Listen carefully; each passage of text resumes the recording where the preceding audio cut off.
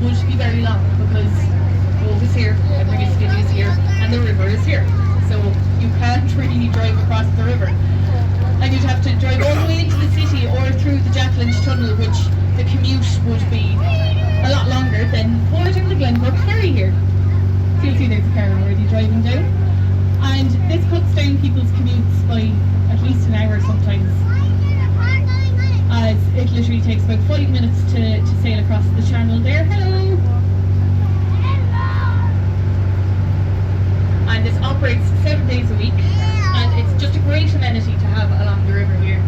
As you can board as a foot passenger or a cyclist or in a car, as we were saying. I don't think trucks are allowed on them. They're a bit too big.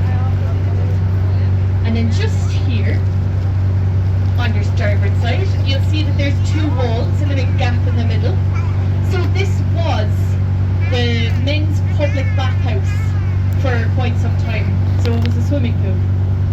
And the women's one was just up the river a small bit. It just can't be seen anymore. And these are kind of part of the reason the passage eventually grew out of fashion, because you had to pay to be able to use these bathhouses, and you were segregated between men and women. So when they continued the train line down as far as Crosshaven, the passage was kind of grew out of fashion. People were carrying on down to Crosshaven instead, because you can kind of swim with whoever you want and the beaches are free. So it was kind of a no-brainer, I suppose. And now just here on your starboard side you'll see a very interesting looking house.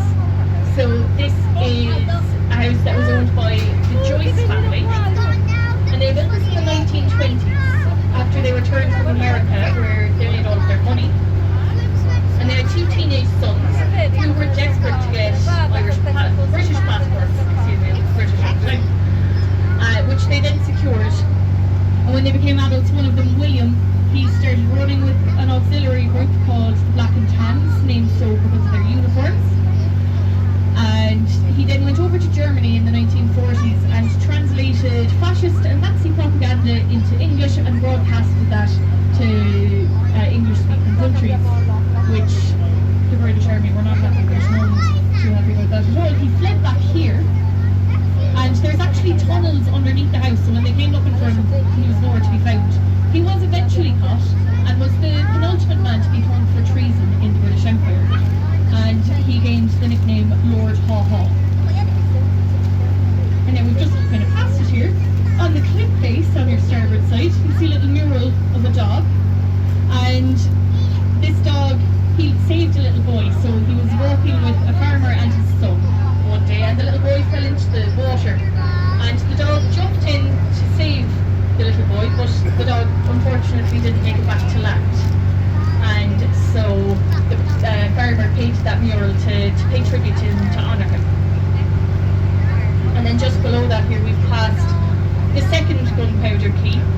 So at this point the gunpowder would have been transported down as far as this point by train instead of horse and cart, and it would then be taken out to Rocky Island to be stored in those lighters that I mentioned earlier. And now we're sailing into Monkstown, which is another fishing village, or was another fishing village. And you'll notice that there's a church here among the trees. Can anyone guess what's missing on top of the tower?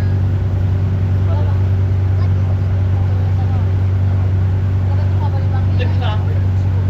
There's 4 clocks that are meant to be up on the top of that tower. And what happened was that the priest who was building this church, or helping to build this church, he got Murphy's Family Brewery to sponsor the clocks to go up on the tower. But then he died, and the next priest was very anti-alcohol and didn't want a stout family who brewed beer and stout to have their clocks on top of a church. So there's a few clocks lying around somewhere that are meant to be up there, and they're not. If you know where they are, like, I'd love them for the sitting room, but we can share, it's fine. And just here on your port side, this is Rome Dockyard. So this is where a lot of the naval fleet would have been built. And it's where we repair a lot of ships now today, as well as assemble crew Cork factory in Killarney in County Kerry, where they build and make all of the parts. They send them up here to Cork, to the harbour, where we assemble them and then weld them onto the decks of boats in order to be shipped out all around the world, to places like Guadalupe or the Caribbean. So there's cranes that have been assembled in Cork all over the world.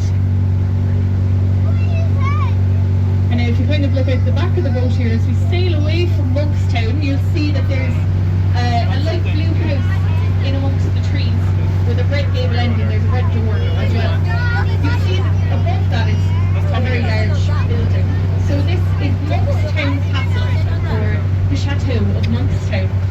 And it was built, well, she didn't build it herself, but it was built by a lady called Anastasia Archdeacon. And she was a very savvy woman. She only spent 2 pence building this house. And that was because the builders and the workers, she allowed them to live on site with her, and she would feed them and clothe them. So they kind of came to an agreement that by the end of it, the bill was only 2 pence. Now the only problem with this was that her husband John, I believe he was really fighting with the Spanish at the time, so he was gone for ages, and he hadn't a clue what was going on. So when he returned, because there was no communication at sea, he saw this new structure on his land, and he was appalled. He didn't know what was going on, so he thought he'd been invaded. And so he sent a few cannonballs flying up into the front of the castle there, destroying it, likely resulting in a divorce, if they'd been invented yet. And I'd say it cost a bit more than 2 pence to fix it, but that was his problem then and no longer hers. It's where very famous writer George Bernard Shaw from Ireland would have lived for a while as well. And now on your starboard side here, this is the deep water berth over in Skiddy. This is where a lot of our commercial ferries would come in, come and leave from if you're going to France, driving to France on your holidays.